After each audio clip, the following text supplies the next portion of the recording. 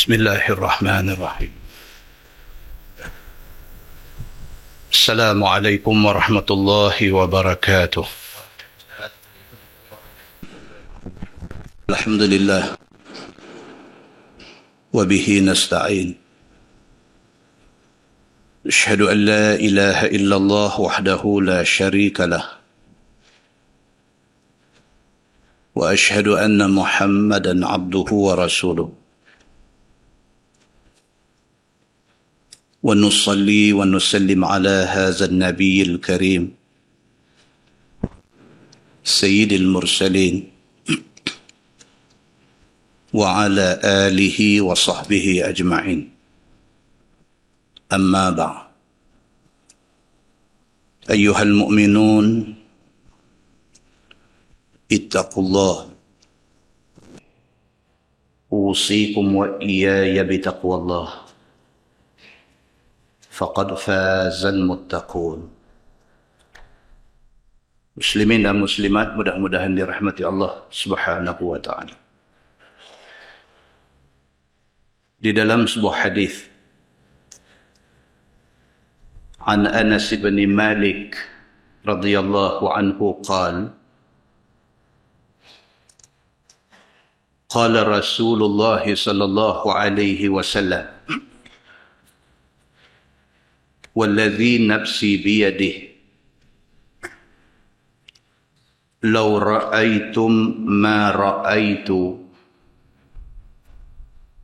لضحكتم قليلا ولبكيتم كثيرا.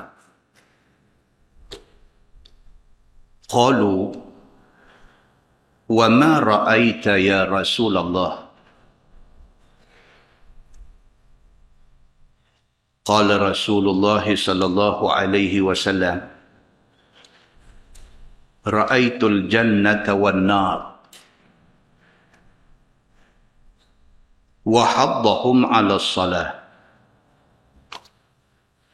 ونهاكم أن يسبقوه بالركوع والسجود ونهاهم أن ينصرفوا قبل انصرافه من الصلاة.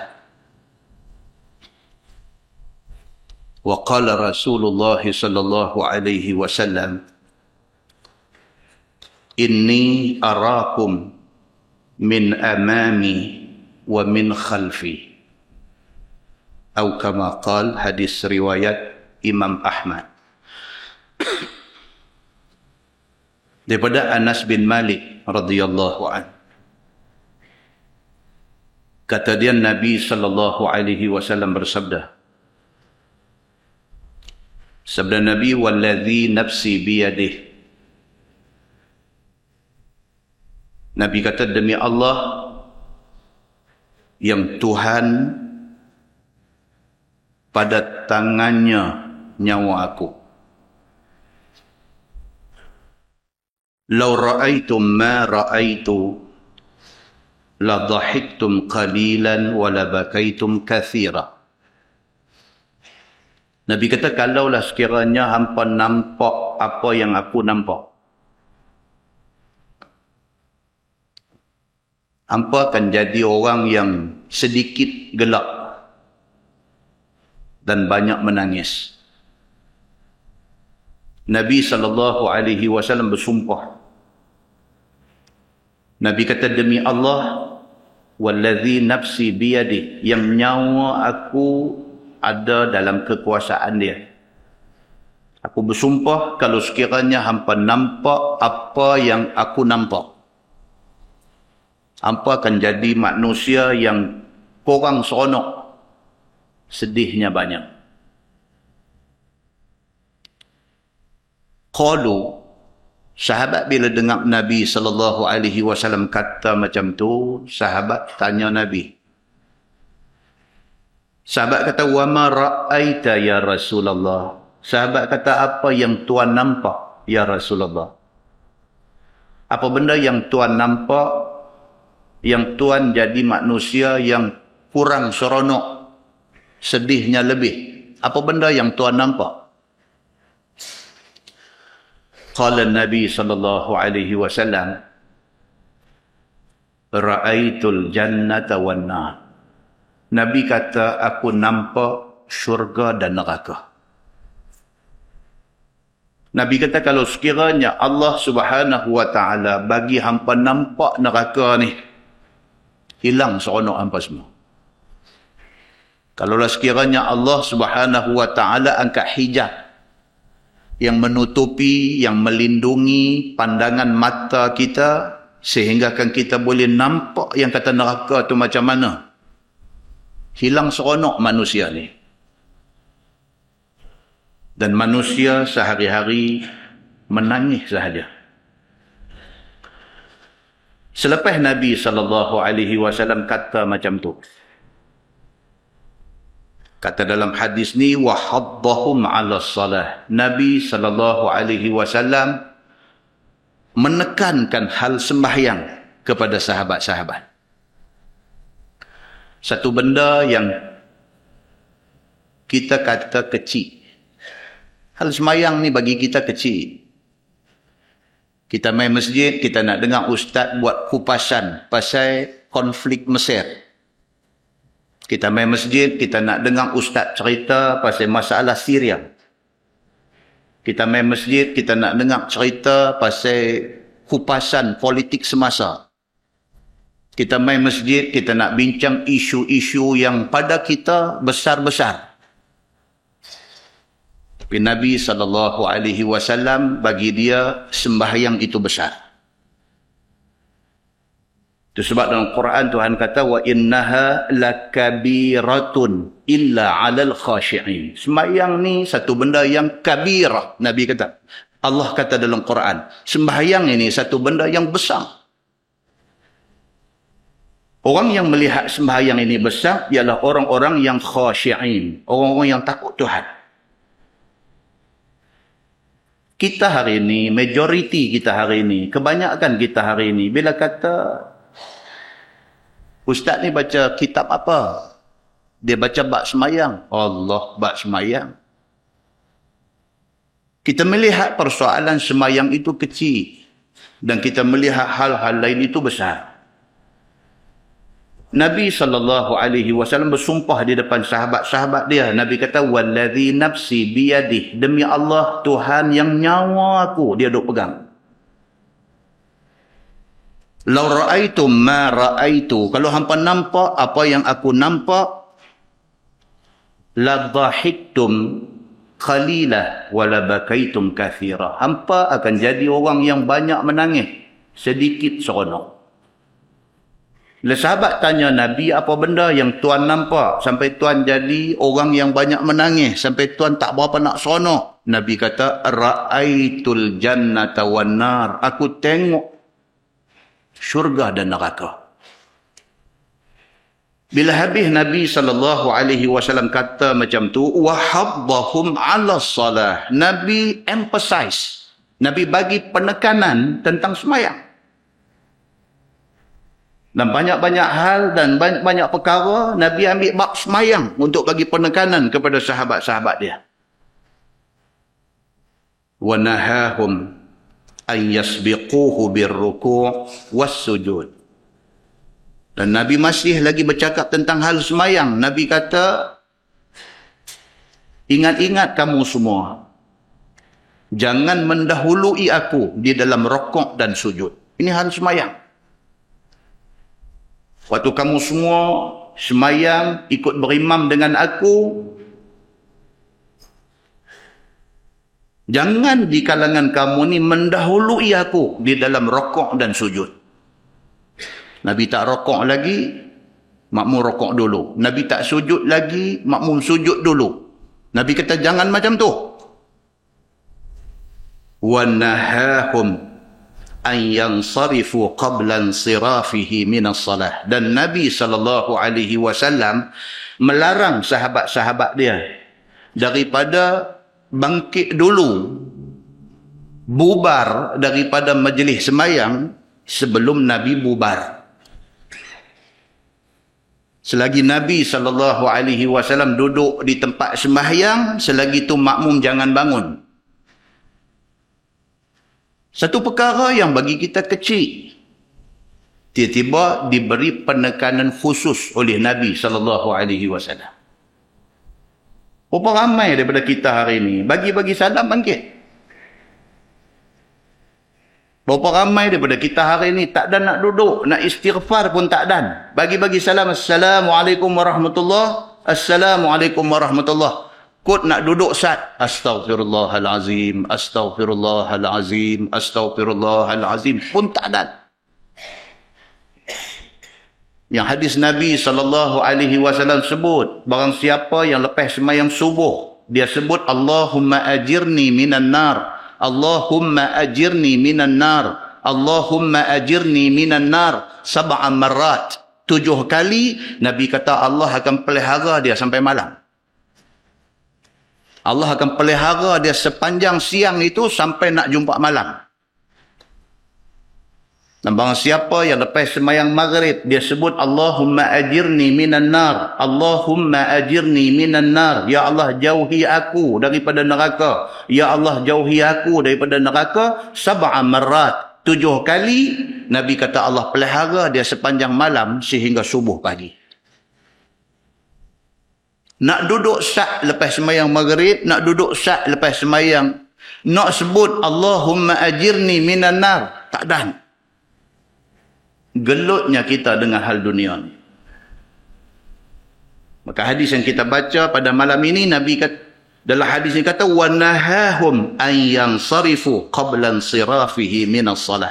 Dan Nabi SAW tegah sahabat-sahabat dia daripada bangkit tinggal majlis sembahyang ni sebelum Nabi bangkit daripada tempat sembahyang dia. Wa qala an-nabi sallallahu alaihi wasallam, dan Nabi sallallahu alaihi wasallam bersabda, Nabi kata, inni arakum min amami wa min khalfi. Nabi kata, jaga-jaga, aku nampak hampa depan aku dan aku nampak hampa walaupun di belakang aku. Muslimin dan muslimat yang dirahmati Allah sekalian. Daripada hadis ni dapat kita faham bahawa Islam bukan agama sonok-sonok. Satu kebimbangan ada apabila Islam hari ini sudah jadi satu produk, sudah jadi satu barang nak sonok-sonok. Ceramah agama sudah jadi salah satu medium entertainment. Seronok nak pergi dengar ceramah ni pasal apa? Pasal nak gelak. Seronok nak pergi dengar ceramah ni pasal apa? Pasal nak dengar lawak. Seronok nak pergi dengar ceramah ni pasal apa? Pasal benda seronok. Maka ceramah agama sudah menjadi satu medium, sudah menjadi satu ruangan untuk entertainment, untuk hiburan. Sedangkan Islam tidak mai kepada kita untuk tujuan itu. Islam mai kepada kita nak bawa satu message yang jelas, satu message yang serius. Islam nak bagi tahu kepada kita bahawa Islam ini satu agama yang serius. Bukan agama main-main, bukan agama lawak-lawak, bukan agama main nak mengisi masa lapang, nak seronok-seronok. Tapi Islam adalah satu agama nadhiran wa bashira, satu agama yang nak bagi amaran dan nak bagi berita gembira tentang orang yang buat baik dapat syurga. Muslimin dan muslimat yang dirahmati Allah sekalian. Nabi SAW bagi penegasan tentang hal sembahyang. Nabi melarang para sahabat dia daripada mendahului dia di dalam rukun fi'li, dalam rukun perbuatan, rukuk dan sujud. Nabi SAW melarang sahabat-sahabat dia bangkit meninggalkan majlis sembahyang, melainkan setelah Nabi bangkit. Kalau kita pergi majlis orang besar-besar, tuan-tuan, kita pergi majlis ada sultan, kita pergi majlis kalau di Pulau Pinang ada governor. Protokol pesandah dekat kita. Apa jadi pun jangan bangkit daripada bangku sehinggalah orang besar bangkit.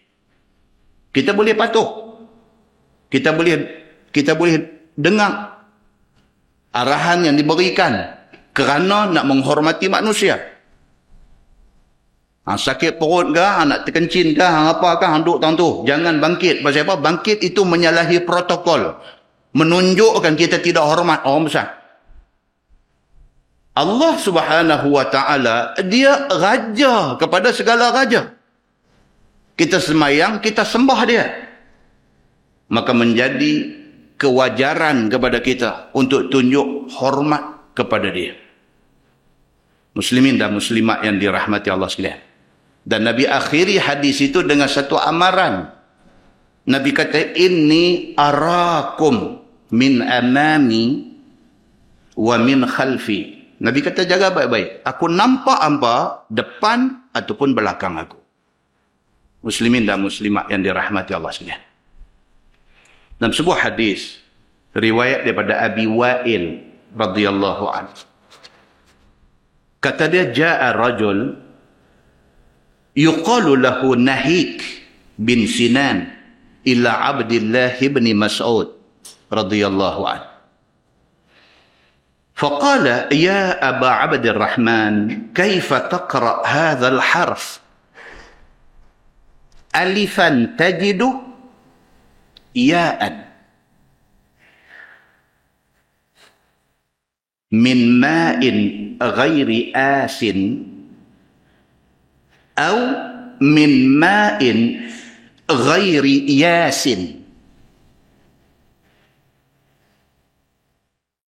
قال الله تعالى مثل الجنة التي وعد المتقون فيها أنهار من ماء غير آس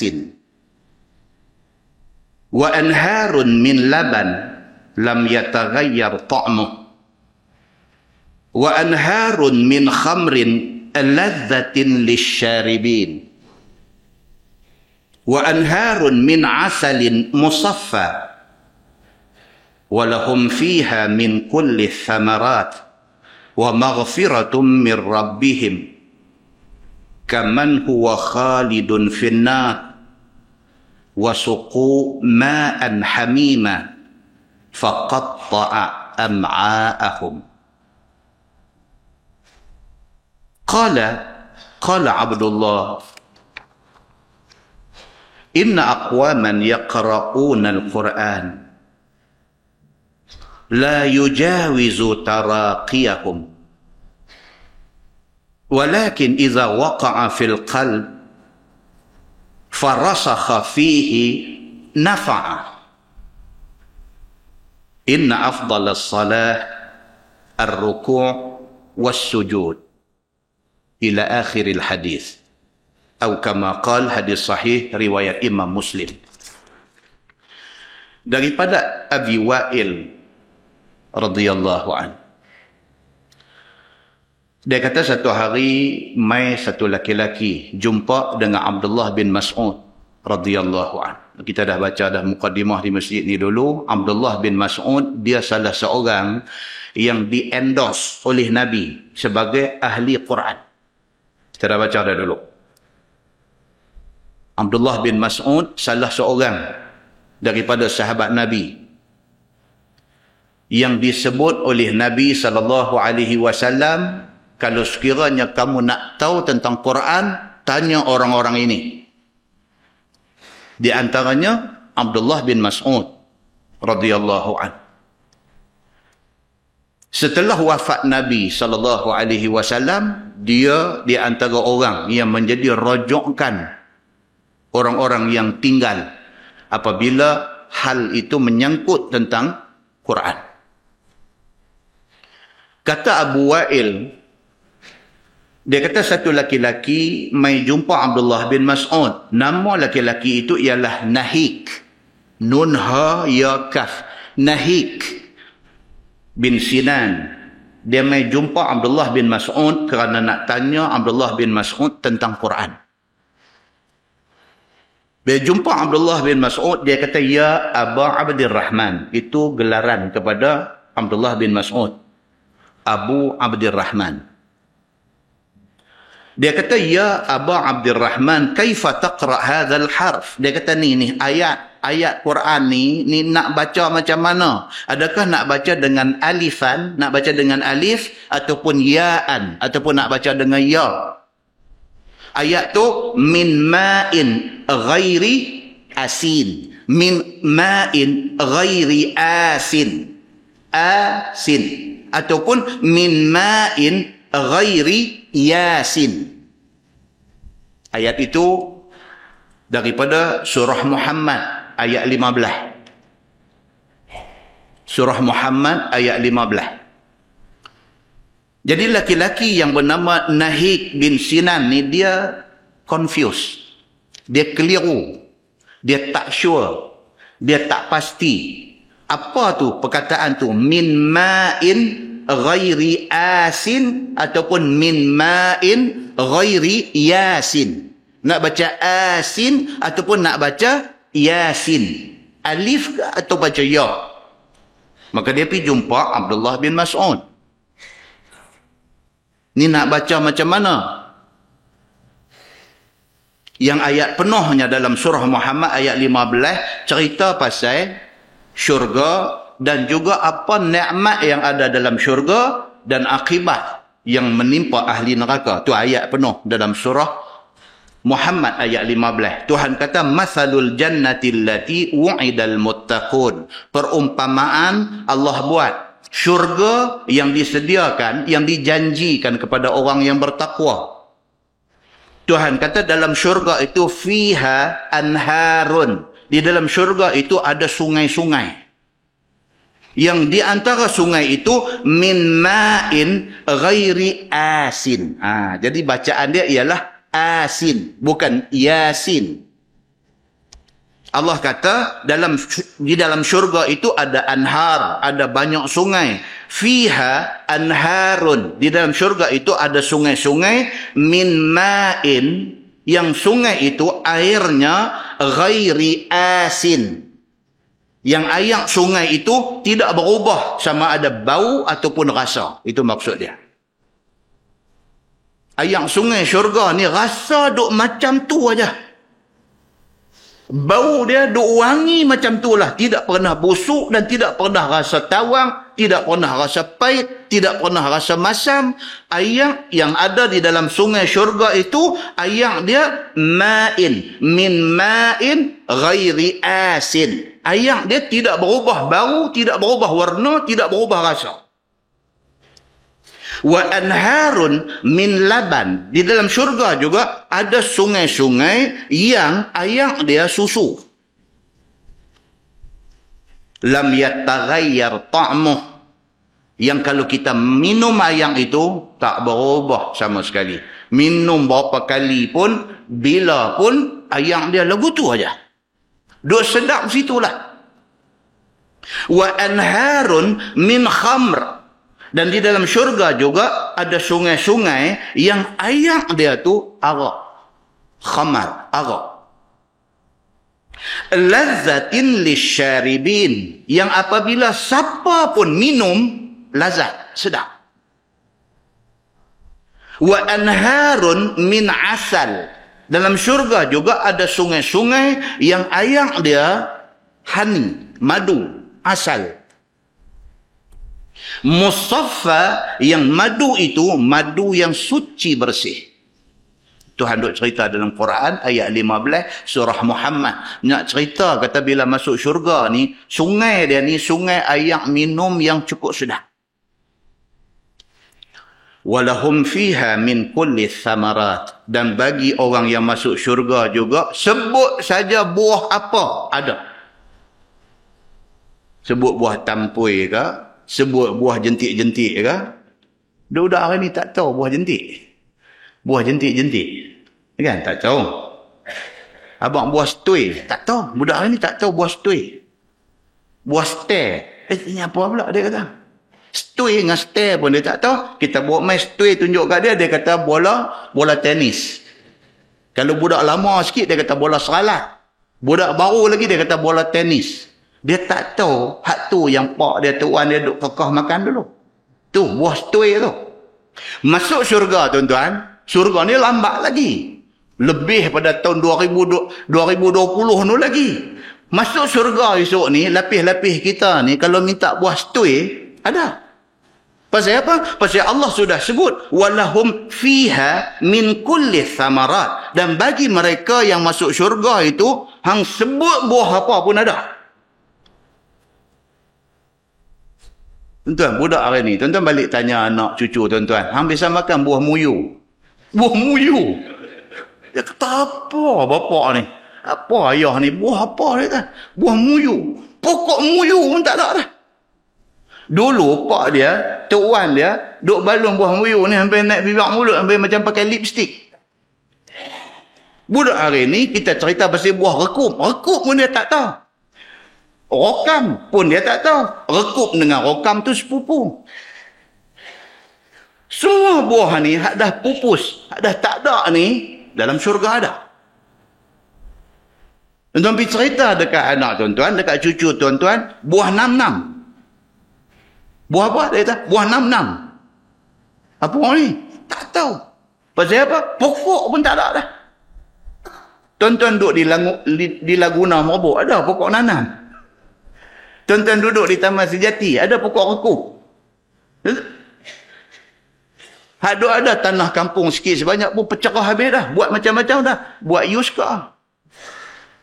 Habis. Allah Subhanahu wa taala dia sebut balik benda ni. Dia sebut balik walahum fiha min kulli thamarat. Bagi ahli syurga itu nama kata buah ni apa pun ada dalam syurga. Wa maghfiratum min rabbihim. Lebih daripada tu. Cerita dalam syurga ada sungai asal, sungai madu. Cerita dalam syurga ada sungai susu. Cerita dalam syurga ada sungai arak. Cerita dalam syurga ni ada segala macam sungai yang air dia minum lazat, sedap dan tidak berubah rasa berapa kali minum pun. Cerita dalam syurga ada buah banyak-banyak apa semua pun. Hak ni semua tidak penting. Ada yang lebih penting daripada tu. Tuhan kata apa? Wa maghfiratum min rabbihim. Lebih penting daripada tu ialah siapa masuk syurga, dia dijanjikan keampunan oleh Allah Subhanahu wa taala. Hak tu kemuncak segala-gala. Kaman huwa khalidun finnar. Tuhan kata demikianlah hal dengan orang yang kekal di neraka. Ini yang kata Quran. Quran bila dia cerita pasal syurga, pasal nikmat dalam syurga, pasal apa, dia tak akan tinggal cerita neraka. Tuhan kalau dia cerita tentang orang buat baik lagu tu lagu ni dan sebagainya, dia tak akan lupa cerita pasal orang buat jahat dan balasan dia. Tuhan kalau dia cerita pasal siang dan sebagainya, dia tak akan lupa buat main cerita malam. Tuhan ni kalau dia dalam Quran dia cerita pasal dosa dan sebagainya, dia tak akan lupa cerita pasal pahala. Quran memang dia main macam tu. Maka Allah Subhanahu wa taala dalam ayat 15 surah Muhammad, Allah cerita pasal syurga semua, Allah kata kaman huwa khalidun finnar. Samalah macam orang yang masuk neraka. Wasuqu ma'an hamima. Diberi minum kepada mereka ni dengan air yang mendidih. Faqatta'a am'a'ahum. Yang apabila minum saja, terputus-putus usus perut mereka itu. Itu ayat dia. Sahabat yang bernama Nahik bin Sinan mai jumpa Abdullah bin Mas'ud. Nak tanya pasal ayat ni. Ayat yang kata fiha anharun min ma'in ghairi asin, ataupun nak baca min ghairi yasin. Nak mai tanya yang tu.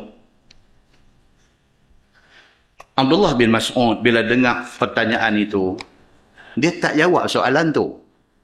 Dia jawab hal lain. Abdullah bin Mas'ud kata inna aqwaman yaqra'una al-Quran. Abdullah bin Mas'ud kata ada kaum-kaum ataupun ada manusia yang depa ni yaqra'una al-Quran, baca Quran. La yujawizu taraqiyahum. Tapi bacaan Quran depa tidak lebih daripada melepasi rengkung aja. Abdullah bin Mas'ud jawab yang tu. Ramai dia kata orang baca Quran, tapi baca Quran takat-takat baca keluar di rengkung aja. Walakin idza waqa'a fil qalbi farasakha fihi nafa'a. Tetapi Kalaulah sekiranya orang tu bila dia baca Quran, Quran itu waqa'a fil qalbi, dia jatuh di hati. Farasakha fihi, bahkan Quran itu dia peteri di hati dia. Dipeterinya maksud ayat itu di hati dia. Nafa'a. Abdullah bin Mas'ud kata, barulah Quran itu memberi manfaat kepada dia. Dia pergi jawab yang tu. Kata Quran ini disuruh baca. Tapi janganlah kita sampai umur 50. Duk baca saja. Kita jadi orang Islam ni 50 tahun dah. Duk baca saja. Duk tak faham lagi maksud Quran tu.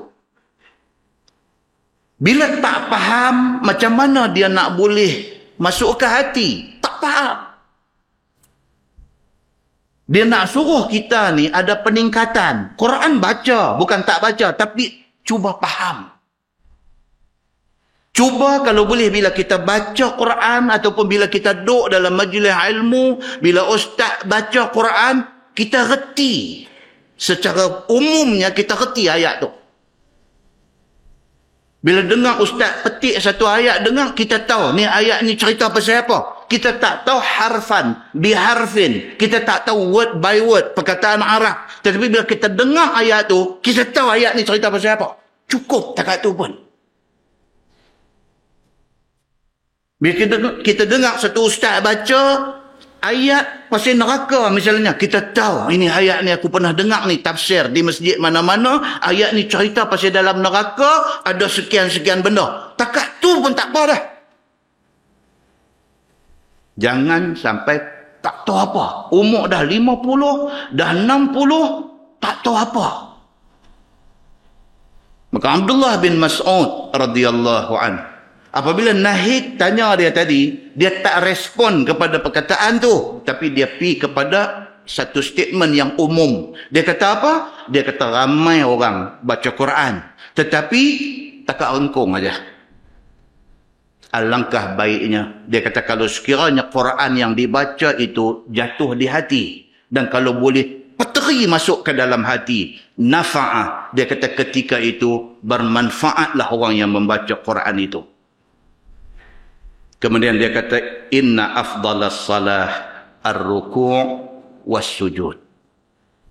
Dia kata sesungguhnya dalam hal sembahyang ini, part ataupun bahagian hak paling penting di dalam sembahyang ialah rukuk dan sujud. Dia kata. Pasal di situlah letaknya rasa kehambaan kita kepada Allah Subhanahu wa taala. Bila kita sanggup letak dai kita atas lantai kerana membesarkan Allah, di ketika itu terbentuklah sifat kehambaan dalam diri manusia. Abdullah bin Mas'ud dia jawab lagu tu kepada orang yang mai tanya dia tentang bacaan ayat tadi. Muslimin dan muslimat yang dirahmati Allah sekalian, yang saya nak fokuskan dalam mukadimah ni apa dia tuan-tuan? Sembahyang ini sangat penting dipelihara. Dan kita bukan sahaja pelihara membawa masuk kita sembahyang tak tinggal, tapi biarlah kita sembahyang betul macam mana yang ditunjuk oleh Nabi sallallahu alaihi wasallam. Mudah-mudahan mukadimah itu memberi manfaat kepada kita insya-Allah. Kita menggunakan Baharul Mazi jilid 2. Baharul Mazi jilid 2 muka surat 157. 157 bab fi raf'il yadain inda ruku', iaitu bab yang datang pada menyatakan angkat dua tangan pada waktu nak rukuk. Bila kita semayang, kita takbir Allahu Akbar, kita baca doa iftitah, kita baca Fatihah, kita baca surah. Lepas tu nak rukuk. Nak rukuk tu daripada duk qiyam ni, nak rukuk, tajuk malam ni dia kata apa? Raf'ul yadain. Nak rukuk tu angkat tangan. Allahu Akbar baru rukuk. Nak ceritanya apa? Kesempurnaan sembahyang itu ialah daripada qiyam nak rukuk, angkat tangan, baru rukuk. Maka sembahyang itu sangat sempurna. Dia nak abang yang tu. Ketahuilah saudaraku, masuk kita membicarakan hal angkat tangan pada waktu takbir nak rukuk dan pada waktu bangkit daripada rukuk. Dan telah datang hadis yang menunjukkan Nabi SAW memperbuat yang demikian itu. Nabi buat macam tu. Bila habis baca surah, Alaihissallahu bi ahkamil hakimin. Allahu Akbar, Nabi angkat. Allahu Akbar, rokok. Nah, baik. Kemudian dia kata hadisnya dikeluarkan oleh Imam At-Tirmizi. Kata dia, An Ibn Umar radhiyallahu anhu qala. Diriwayatkan daripada Abdullah bin Umar bin Al-Khattab radhiyallahu anhuma. Kata dia, ra'aitu Rasulullah sallallahu alaihi wasallam idza iftataha as-salah yarfa'u yadayhi hatta yuhadhiya mankibaihi. Telah aku lihat akan Nabi sallallahu alaihi wasallam apabila Nabi memulai dengan sembahyang, Nabi mengangkat dia akan dua tangannya sambil mengucap takbiratul ihram. Angkatnya itu sehingga membetuli dua bahu. Kemudian ia pun membaca, yakni baca iftitah, baca Fatihah dan baca surah. Kemudian apabila Nabi SAW hendak rukuk, maka mengangkat tangan Nabi serta mengucapkan takbir.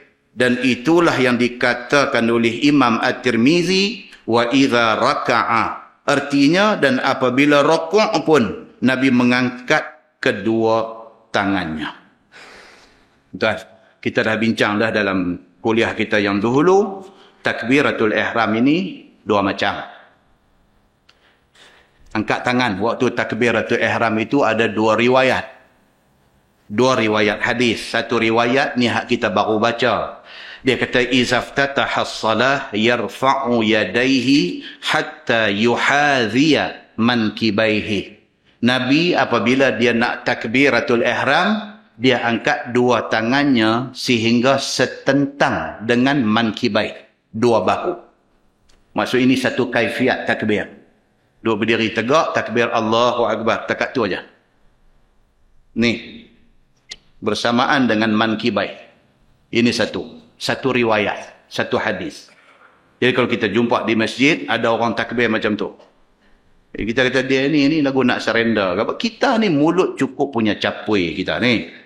Bukan boleh tengok orang buat belain pada kita. Belain kira salah. Kita ni. Belain salah. Mau nak cantik lagi, belain Wahabi. Ni yang kata kita ni. Mengaji korang, menghukumnya jenuh. Malam ni kita jumpa hadis ni. Nabi kata apa?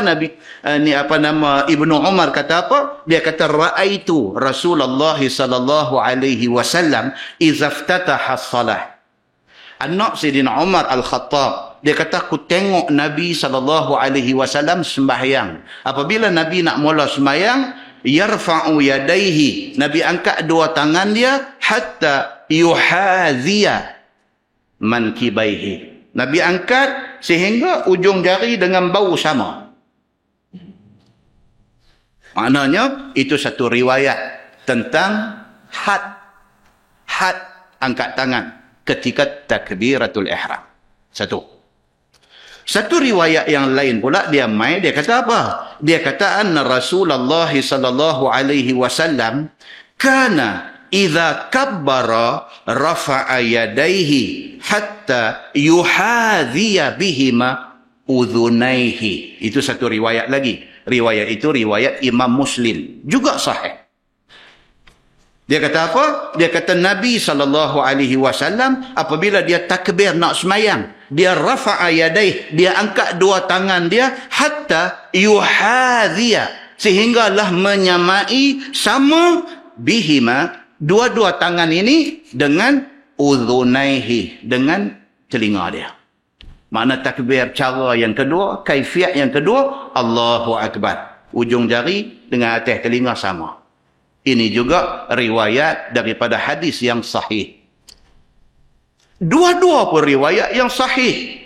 Siapa-siapa nak buat macam mana pun, selagi mana tertakluk di dalam nas ataupun dalil hadis, maka itu betul. Itu bukan Wahabi.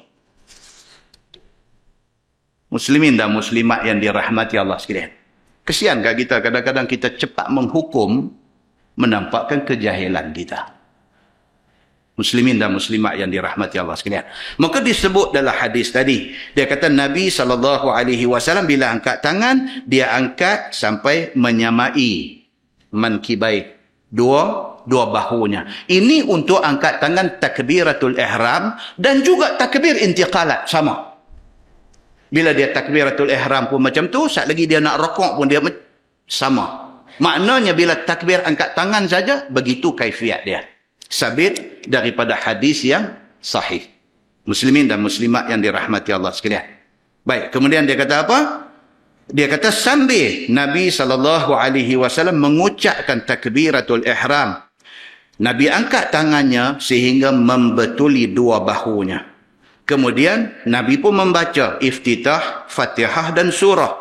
Kemudian apabila nak rukuk, Nabi angkat lagi tangan dia sambil mengucapkan takbir. Dan itulah kata Imam At-Tirmizi, wa idza raka'a, dan apabila rukuk pun Nabi angkat kedua tangannya. Wa idza rafa'a ra'sahu minar ruku', dan begitulah juga Nabi angkat akan dua tangannya apabila dia angkat kepala daripada rukuk ataupun i'tidal, sama juga.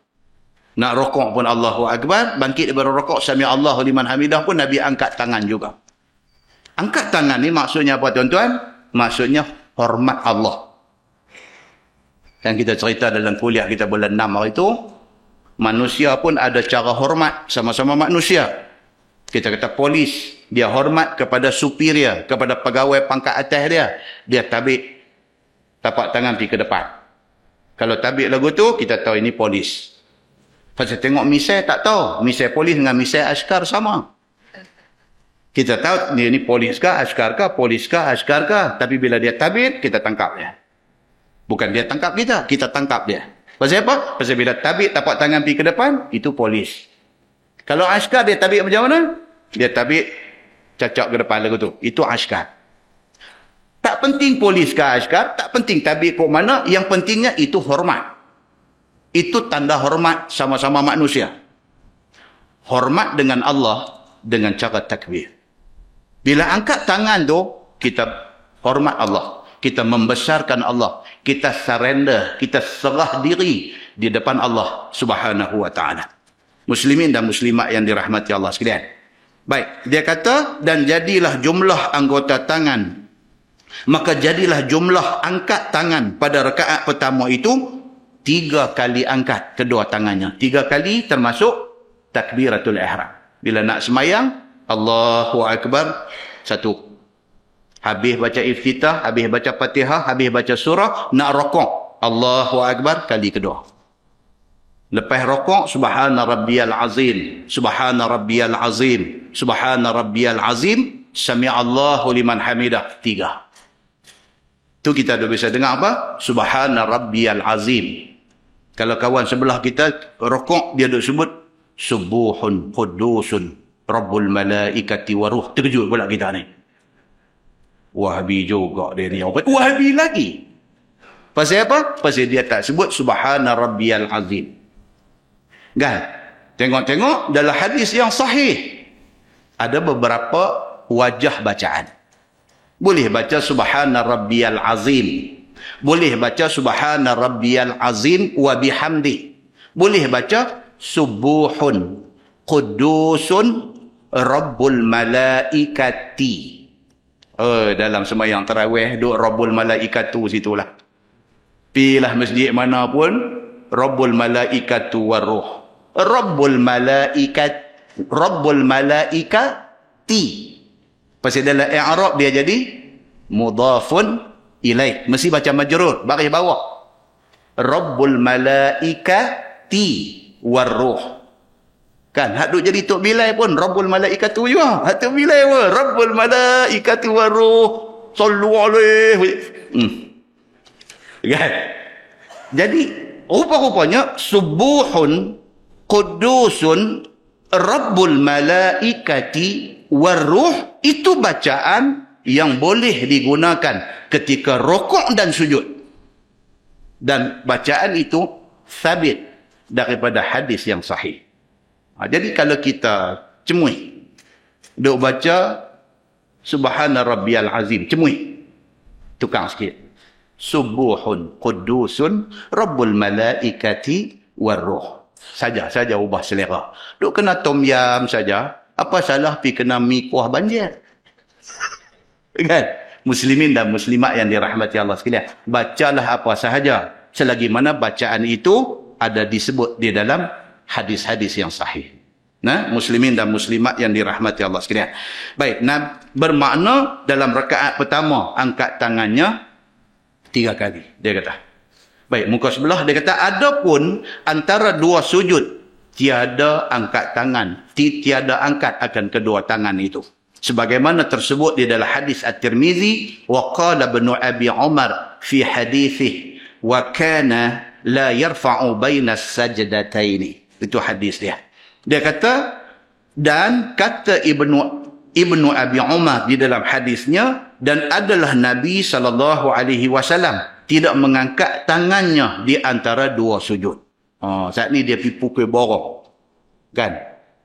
Orang lah kata generalisasi. Dia nak generalize semua sekali.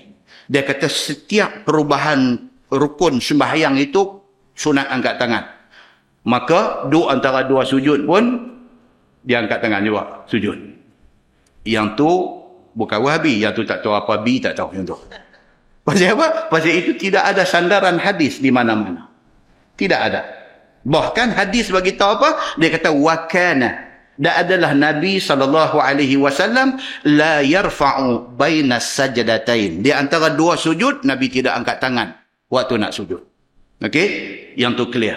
Baik. Dan kata At-Tirmizi, dan pada bab ini ada riwayat daripada Umar dan daripada Ali dan daripada Wa'il bin Hujr dan daripada Malik Al-Huwairith dan lain-lain lagi. Itu semua sahabat-sahabat ada meriwayatkan hadis yang sama. Dia kata dan hadis ini adalah hadis yang hasan lagi sahih. Baik, tengok bawah tu. Angkat dua tangan bagi rokok dahulu sama. Dia ulang. Tuan-tuan turun bawah lagi. Masalah angkat dua tangan apabila takbir, apa hukumnya? Dia kata. Bila kita nak angkat tangan, takbiratul ihram nak angkat tangan, daripada qiyam nak rokok angkat tangan, daripada rokok bangkit angkat tangan. Angkat tangan ni apa hukum dia? Dia kata. Kata Imam Syafi'i, dan dengan hadis dalam masalah itu kami berkata, maka kami suruh tiap-tiap orang yang sembahyang, sama ada imam ataupun makmum ataupun sembahyang menunggal, sembahyang seorang, sama ada laki-laki ataupun perempuan, bahawa mengangkat dua tangan apabila mengucap takbiratul ihram mula masuk sembahyang. Imam Syafi'i kata, aku tak kira siapa. Hang laki-laki kah, hang orang perempuan kah, hang orang apa sekalipun, takbiratul ihram angkat tangan. Dia kata, angkat tangan itu yang disukai oleh Imam Asy-Syafi'i. Pasal apa? Pasal itu hadisnya begitu. Dan begitulah juga apabila nak turun rukuk, dan begitulah juga mengangkat kepala daripada rukuk, maka hendaklah diangkat dua tangan. Ini mazhab Syafi'i, jelas. Takbiratul ihram pun angkat tangan, nak rukuk pun angkat tangan, bangkit rukuk pun angkat tangan. Itu adalah pegangan dalam mazhab Asy-Syafi'i, dan itu yang disukai. Dia kata adalah angkat pada tiap-tiap satu daripada tiga tadi ini membetuli dua bahu, mankibai, membetuli dua bahu, dan ditetapkan dua tangan yang terangkat itu sehingga selesai daripada takbir semuanya. Allahu Akbar lagi duk sebut tu, tangan yang statik sah di situ. Dia kata baik. Dan maulah angkat itu beserta permulaan takbir, dan dikembalikan dua tangan daripada angkat itu beserta dengan selesainya. Dia kata kalau boleh. Sama dengan Allahu Akbar tu sama. Kalau boleh begitu. Dia kata. Dan tiada kami suruh akan seseorang itu angkat tangan pada sesuatu daripada zikir di dalam sembahyang yang ada baginya rukuk dan sujud, melainkan pada ini tempat yang tiga. Tempat lain tak suruh, tempat ni aja suruh. Hak mana yang Nabi buat, hak tu kita buat. Dia kira begitu. Jangan hak Nabi tak buat kita piduk kreatif, piduk buat. Hak Nabi buat kita buat, hak Nabi tak buat tak usah buat. Kata Imam Syafi'i macam tu. Baik. Masalah dia kata angkat tangan sakit. Lagu mana? Ni pula kes orang sakit. Sakit tangan. Tangan semen. Daripada atas siku sampai pergelangan tangan semen. Macam mana dia nak takbir lagu tu? Tangan dia lurus ke tu semen. Jadi dia macam mana? Bolehkah dia takbir Allahu Akbar? Sebelah sama dengan bau, sebelah lagi lagu Hitler lagu tu. Adakah dia disuruh begitu? Ataupun hak semen ni tak payah angkat langsung? Ataupun macam mana? Itu perbincangan dia. Itu perbincangan dia. Ataupun orang lumpuh. Dia lumpuh sebelah. Adakah dia takbir ni hak lumpuh tu nak kena angkat juga? Bila nak semayang ya sekejap lagi pergi pegang balik ni angkat lagu tu pula lagu tu. Adakah disuruh macam tu? Ini dia nak bincang. Ini dia nak bincang. Baik, masalah angkat tangan sakit. Bagaimana hukumnya? Kata Syafi'i di dalam maka jika ada pada salah satu daripada dua tangan orang yang semayang itu sakit. Salah satu sakit. Yang tiada kuasa dia atas mengangkat akan dia. Sertanya sehingga sampai. Sekira-kira aku sifatkan dalam masalah itu tadi. Tetapi kuasa dia mengangkat kurang daripada itu. Nescaya diangkatnya dua tangan itu sekadar yang upaya. Tangan dia kena stroke, lumpuh. Sebelah kanan. So, bila nak semayang, hak balik kiri okey, normal. Dia angkat macam biasa. Allahu Akbar. Hak balik kanan ni try dekat mana boleh. Try. Kalau boleh menguat sikit, menguat sikit. Tunjuk kata kita hormat Allah Subhanahu Wa Taala. Dekat mana boleh. Boleh sikit menguat pun tak apa. Dekat mana boleh, dia kata. Tak payah hidup pegang dia angkat ataupun suruh anak tunggu sebelah. Sekali bila ayah nak takbir, hang tolong angkat.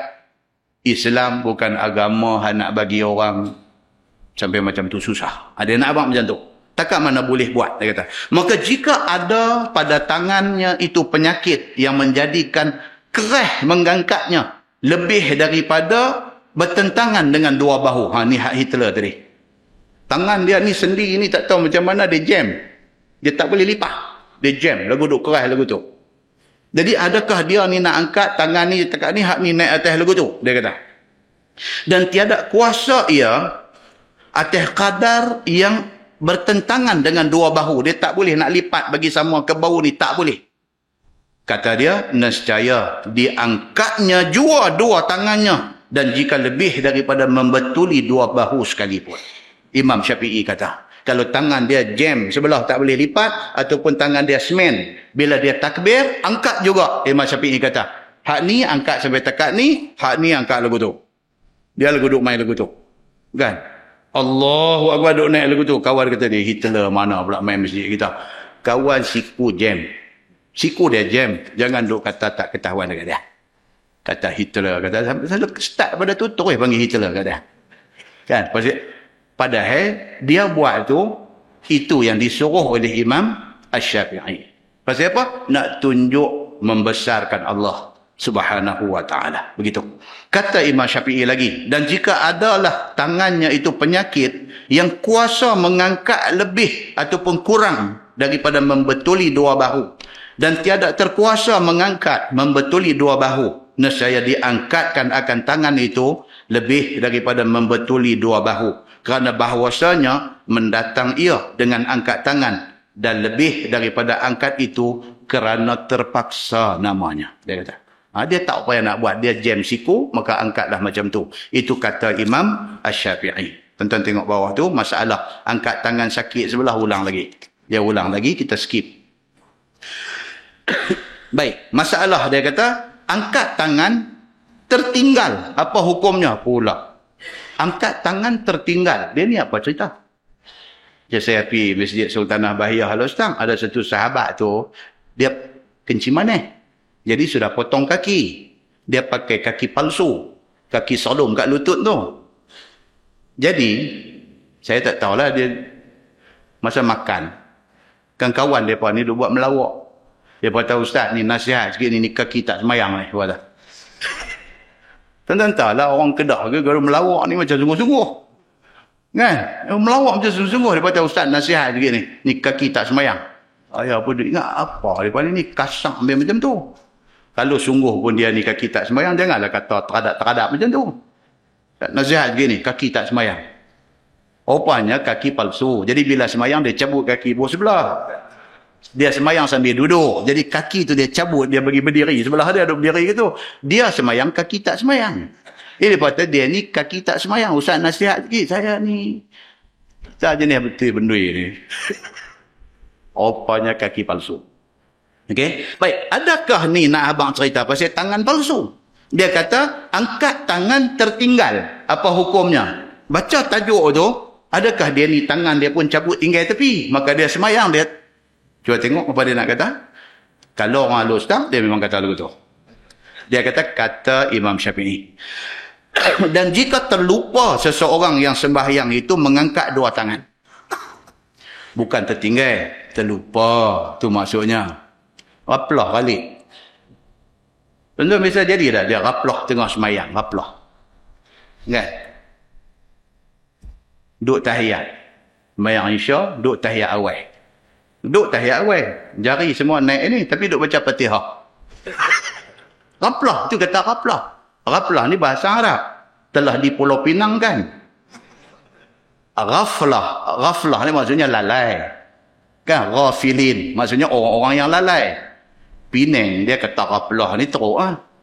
Dia berjingga pula ujung. Dia kata, dia ghaflah jingga. Ghaflah tu lalai. Baik. Orang yang ghaflah dalam semayang. Duduk tahiyat awal. Duduk. Keadaan duduk tahiyat dengan jari pun duduk buat apa semua. Tapi duduk baca Fatihah. Kawan sebelah ni. Apa ni baca Fatihah ni? Sampai waladhdallin. Kan? Pergi jadi macam tu. Demikianlah halnya orang yang terlupa angkat tangan ni. Contoh, dia dah takbiratul ihram, tak apa, dia ingat Allahu Akbar. Iftitah, Fatihah, surah. Lepas tu, rokok. Nak rokok tu terlupa angkat Allahu Akbar. Benda tu tak membatalkan sembahyang.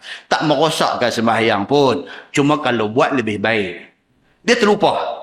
Dia tak Allahu Akbar, dia tak angkat tangan untuk rokok. Sami Allah liman hamidah, baru teringat. Tadi aku nak rokok tak angkat tangan. Ni kes dia. Boleh tak boleh? Dia qadha hak terlupa tadi ni, masa yang tidak angkat dua kali. Boleh faham tak dia punya masalah dia? Dia terlupa. Kan? Jadi bila sami Allah liman hamidah baru teringat, tadi aku nak rokok tak angkat tangan. Maka dia sami Allahu liman hamidah, lagu naik lagi sekali. Ni pasal apa? Pasal nak bayang balik terlupa tadi. Boleh tak boleh buat macam tu? Ni kita baca. So, kata Imam Syafi'i, dan jika terlupa seseorang yang sembahyang itu angkat dua tangannya, sehinggalah sembahyang ia dengan ketiadaan mengangkat dua tangannya, sebagaimana aku suruh dengan dia pada 3 tempat tadi, Imam Syafi'i ni. Tadi aku kata ada 3 tempat, takbiratul ihram, kemudian angkat tangan sebelum rokok, angkat tangan selepas bangkit daripada rokok. Katalah dia terlupa salah satu daripada 3 ni. Dan sehingga selesai takbir, aku suruh akan dia dengan mengangkat padanya.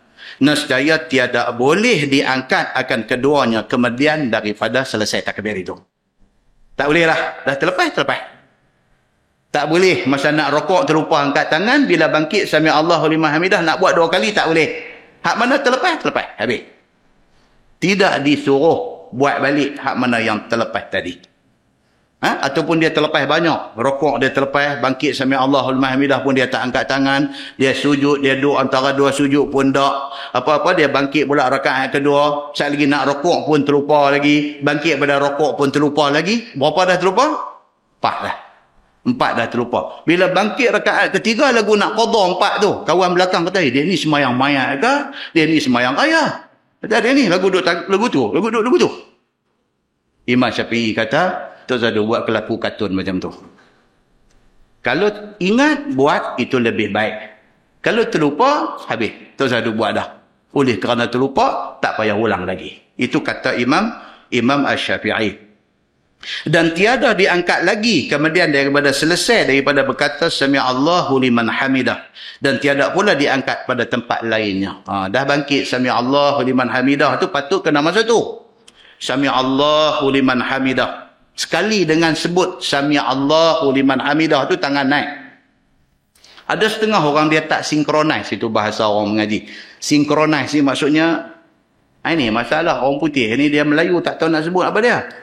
Dia tak sinkronis tu. Maksudnya dia, sepatutnya dia sinkronis. Sami Allahu liman hamidah. Sebutan Sami Allah dengan angkat tangan tu serentak tu dia panggil sinkronis.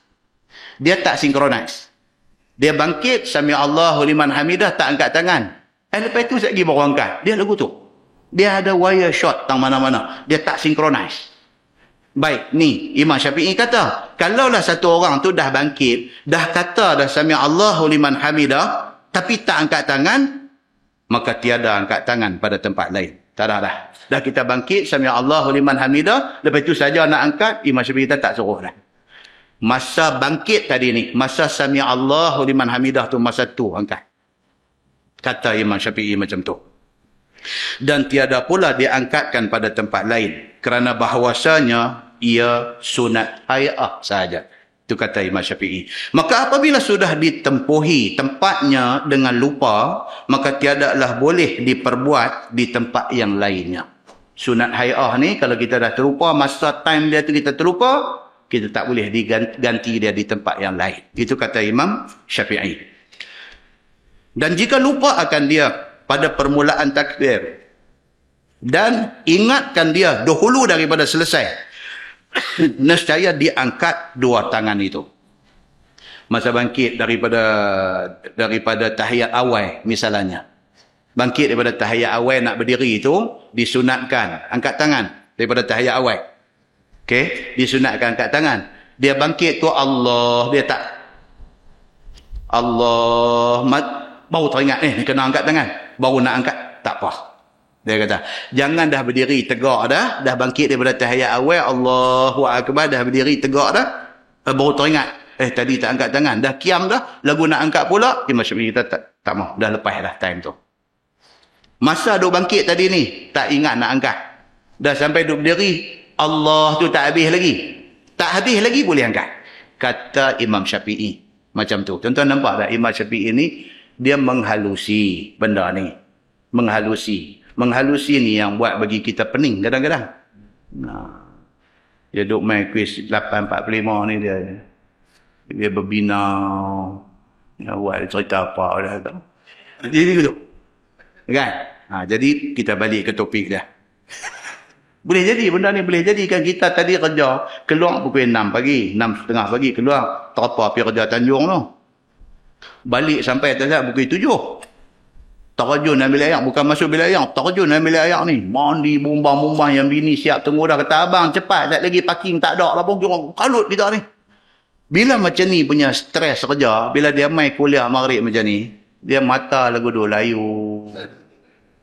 Dia nampak serban ustaz pun saat-saat cekelat, saat-saat lagu nak main hitam, saat-saat dia nak diri tu. Lepas tu duk main pula cerita macam ni. Habis lost kan. Itu pun satu saja sebut bila pasal nampak ada yang mata lagu duk lari, saya sebut kan. Begitu. Baik, kata Imam Syafi'i lagi, dan tiap-tiap barang yang aku suruh angkat tangan pada takbiratul ihram dan takbir bagi rukuk, dan suruh pula memperbuat angkat itu pada katanya sami Allahu liman hamidah dan pada katanya Rabbana lakal ham. Yang ni pun ada 2-3 riwayat. Kita boleh baca Rabbana lakal ham, boleh baca Rabbana walakal ham, boleh baca Allahumma Rabbana lakal ham, dan boleh baca Allahumma Rabbana walakal ham. 4 riwayat tu ada dalam hadis Nabi sallallahu alaihi wasallam. Baik, dan jika tetap tangannya kemudian daripada selesai takbir itu hal keadaannya terangkat sedikit, maka tiadalah memudaratkan dan tiada aku suruh dengan dia. Dan bermula mengangkat 2 tangan pada sembahyang sunat dan fardu itu sama jua hukumnya. Tak kira sembahyang fardu, tak kira sembahyang sunat. Angkat tangan itu sama saja. Angkat itu lebih afdal daripada tak angkat. Baik, masalah dia kata angkat takbirkah juga pada sembahyang yang bukan fardu? Kata Imam Syafi'i di dalam Al-Um, dan diangkat 2 tangan pada tiap-tiap takbir di atas sembahyang jenazah. Sama. Dalam kes sembahyang mayat pun sama. Kalau kita tak angkat, takbir 4 kali sembahyang mayat. Kalau kita tak angkat, sembahyang mayat sah tak? Sah. Tapi angkat itu lebih baik. Angkat itu lebih baik. Lebih menunjukkan kita membesarkan Allah Subhanahu wa ta'ala. Begitu. So, sama. Angkat tangan ni sama dalam sembahyang jenazah. Kerana hadis Dan juga qiyas atas bahawasanya ianya dinamakan takbir. Dia kata. Padahal ia berdiri. Sembahyang mayat ni bukan ada rokok, bukan ada sujud, bukan ada apa. Berdiri saja. Tapi takbir disuruh angkat tangan juga. Jangan pergi duduk kata, ni tak boleh panggil sembahyang. Pasal apa? Pasal dia tidak ada rokok. Pasal dia tidak ada sujud. Oleh kerana dia tak ada rokok, tak ada sujud, maka dia bukan sembahyang. Maka kita tak payah angkat tangan waktu takbir. Kerana angkat tangan takbir itu hanya untuk sembahyang saja. Tidak buat hujah macam tu. Imam Syafi'i kata, no. Sembahyang mayat itu ada takbir, maka takbir itu angkat tangan. Imam Syafi'i kata. Begitu. Baik, dan begitulah juga angkat tangan. Pada tiap-tiap takbir salat 2 hari raya dan salat minta hujan sama. Dalam kes sembahyang raya pun 7 kali takbir, 6 kali tasbih, 5 kali takbir, 4 kali tasbih ke apakah, angkat tangan pada tiap-tiap takbir itu. Kerana semua itu dipanggil takbir. Padahal ia masih berdiri. Dia bukan nak rokok, bukan nak sujud, duduk berdiri saja. Allahu Akbar, Allahu Akbar, Allahu Akbar, sembahyang raya. Serupa juga kata Imam Syafi'i, tiap-tiap takbir itu sunat angkat tangan. Begitu. Baik, dia kata, dan begitulah juga angkat tangan pada takbir kerana sujud tilawah dan sujud syukur. Yang ni. Demikianlah juga angkat tangan pada sujud tilawah dan sujud syukur. Tajuk ni kita dah baca di surah Al-Hum. Dah baca, kita ulang di sini. Sujud tilawah dan sujud syukur ni macam mana kaifiat cara nak buat dia macam mana? Sujud ni tuan-tuan satu benda yang sangat mustahil. Hadis daripada Abi Hurairah radhiyallahu anhu. Dia kata, qala Rasulullah sallallahu alaihi wasallam, "Idza qara'a ibnu Adam as-sajdah fasajada, i'tazala asy-syaitanu yabki. Yaqul ya wailah." Wa fi riwayati Abi Quraib, "Ya waili. Umira ibnu Adam bis-sujud fasajada falahul jannah. Wa umirtu bis-sujud fa abaitu falinnar." Atau kama qal, hadis sahih riwayat Imam Muslim. Abu Hurairah radhiyallahu anhu kata, dia kata Nabi sallallahu alaihi wasallam bersabda. Abu Hurairah ni tuan-tuan kena baca cerita dia. Baru kita tahu, tiap-tiap kali jumpa hadis Abu Hurairah, kita kenal dia siapa. Hari Sayyidina Osman nak kena bunuh. Kan Sayyidina Osman mati kena bunuh. Isteri dia nak pertahankan dia, tahan orang ribah pedang. Isteri Sayyidina Osman bin Affan, orang ribah pedang, dia tahan dengan tangan dia, putus jari ni. Hari Sayyidina Osman nak kena bunuh ni. Abu Hurairah ni pada hari Sayyidina Osman nak kena bunuh, dia pergi kutip orang ni, dia cari sahabat-sahabat Ansar, sahabat-sahabat Muhajirin, dia cari dapat 700 orang sahabat kat dia. Dia bawa mai nak mempertahankan Sayyidina Osman bin Affan daripada kena bunuh dengan puak pemberontak. Dia cari 700 orang mai. Osman nampak ni, Abu Hurairah bawa 700 orang mai makanyut nak mai tolong dia. Osman ni punya gentleman daripada tingkap atas rumah dia. Dia duduk rumah 2 tingkat. Duduk tingkat atas rumah dia. Dia buka tingkap. Dia tunjuk dekat Abu Hurairah. Dia kata, ya Abu Hurairah, tak payah tolong aku. Apa nak jadi hari ini sudah ditentukan Allah. Gentlemannya Sayyidina Osman. Dan akhirnya dia mati. Ni Abu Hurairah ni. Masa pemerintahan Sayyidina Ali bin Abi Talib, Ali offer jawatan Gubernur Madinah kepada Abu Hurairah. Ditolak. Ali tanya dia, pasal apa hang tak mau terima jawatan Gubernur Madinah ni? Madinah tuan-tuan, bumi Rasulullah. Penghormatan diberikan kepada Abu Hurairah oleh Ali bin Abi Talib. Nak bagi dia jadi Gubernur Madinah. Dia tak mau. Bila Ali tanya dia pasal apa tak mau, adakah kerana hang kecil hati dengan umat? Rupanya dia ada satu kisah lama. Semasa pemerintahan Sayyidina Umar, dia dilantik menjadi governor di Bahrain. Ni Abu Hurairah ni. Dia dilantik jadi governor di Bahrain. Tiba-tiba tohmahan orang buat kat dia. Tohmahan, tuan-tuan. Tohmahan ni, kalau kita kena biasa, tuan-tuan. Abu Hurairah pun kena. Dia ditohmah apa? Dia ditohmah kata dia kaya dengan jalan tak betul. Abu Hurairah ni orang susah. Dia main Madinah ni susah miskin. Ambil upah jurih kebun korma. Kebun korma orang kaya. Orang kaya ni berkenan kat dia. Pasal dia ni orang yang jujur, bersih hati. Orang baik. Tokek kaya kebun korma ni jodohkan Abu Hurairah dengan anak dia. Abu Hurairah daripada Ahlus Suffah, hidup miskin melarat, menumpang di pinggir Masjid Nabawi tu, tiba-tiba dapat bini anak orang kaya melena. Dia jadi orang kaya. Bila Umar lantik dia menjadi governor di Bahrain, dia sudah kaya. Bukan kaya dengan duit tak elok. Bukan kaya dengan cara tak betul. Tapi dia kaya kerana menikah dengan anak orang kaya. Tapi biasalah adat dunia ni, orang tak boleh tengok orang lebih. Macam-macam fitnah keluar. Tambahlah dengan WhatsApp ni, lagi sekarang keluar kan. Ya bubuh ni sampai terandai hamba Allah ni.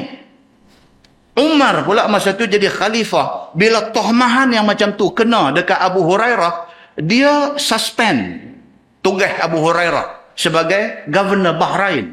Suspend. Maksudnya apa? Gantung sat tugas tu. Panggil Abu Hurairah balik mai ke Madinah. Tanya dia ni orang tohmah hang ni, kata hang ni duk buat duit atas jawatan sebagai governor apa-apa semua. Dia kata dekat Sayyidina Umar, cek saya. Jangan tuduh saya. Adili saya, dia kata. Tuduh siapa pun boleh tuduh. Bukan ada siapa minta bukti. Bukan ada siapa minta kemukakan apa-apa. Just tuduh ayat leong saja. Jadi dia kena tuduh ni dengan tuduhan berat. Tuduh kata dia salah guna kedudukan sebagai governor di Bahrain. Dia kaut duit daripada jawatan itu. Itu tuduhan berat.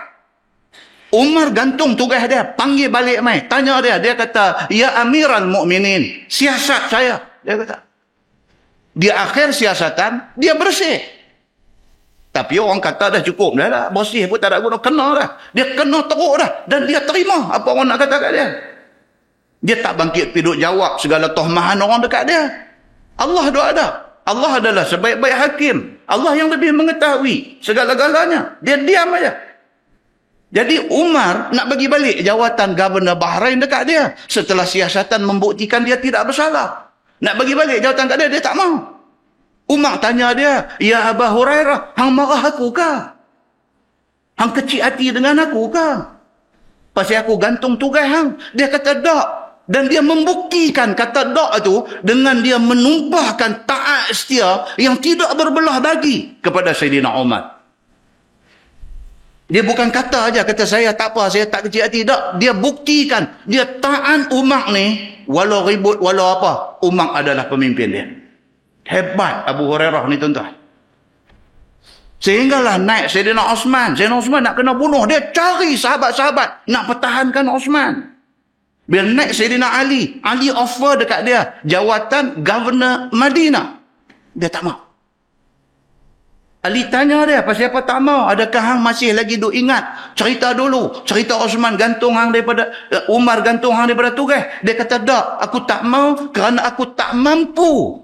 Nama aku dicalari lagi, dia kata. Teruk tuan-tuan, bila kena fitnah ni teruk.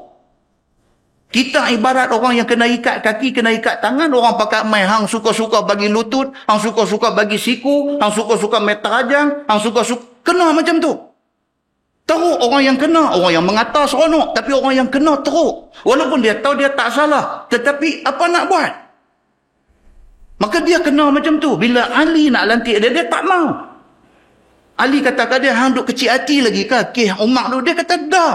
Aku tak ada kecil hati, cuma aku tak mampu untuk nak menahan tohmahan. Bila orang tohmah aku teruk, dia kata. Orang tak tahu.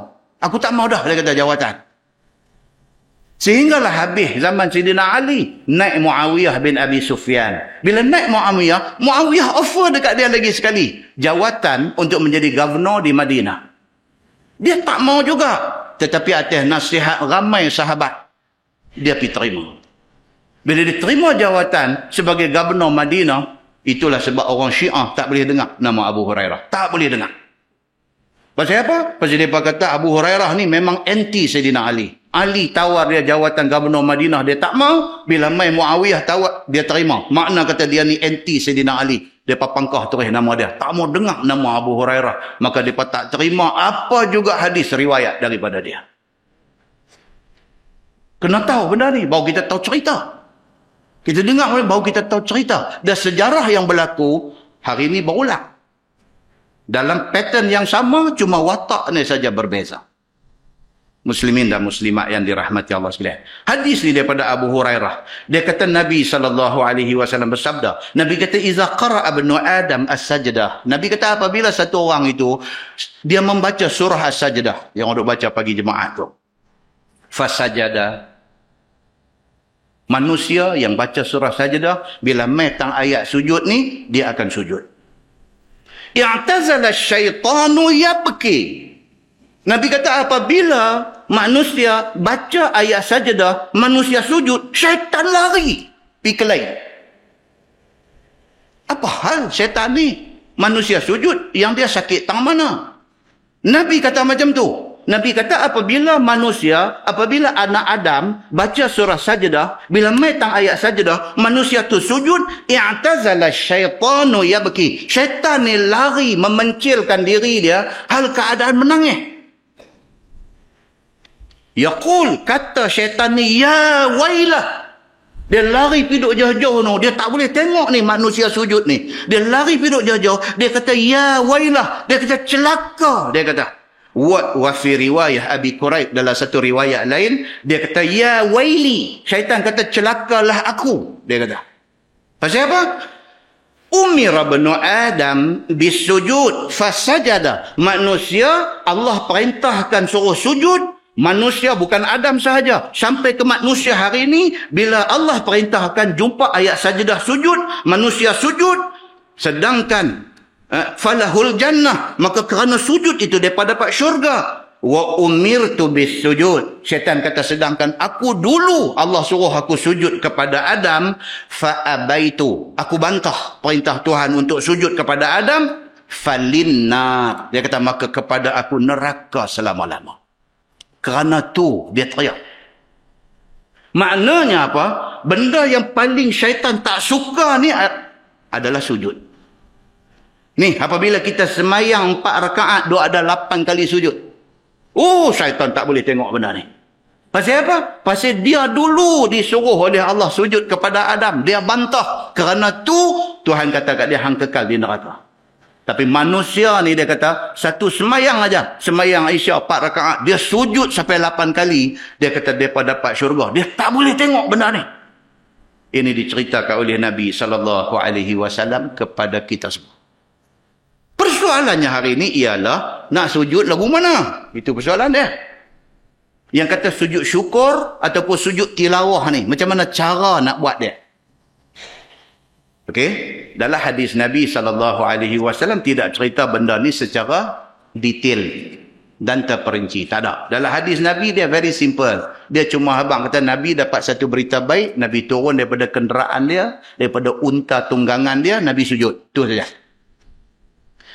Ulama dalam nak menghuraikan hadis yang simple itu, dia main macam-macam. Okey. Dr. Wahbah Az-Zuhaili yang ada main Malaysia hari itu ni. Saya ingat Taman Sejati pun dia ada main hari itu ni. Dr. Wahbah Zuhaili. Taman Sejati pun ada main hari itu. Dia mazhab Syafi'i. Dia ulama hebat tuan-tuan. Dr. Wahbah Zuhaili ni ulama usul fiqh yang cukup hebat.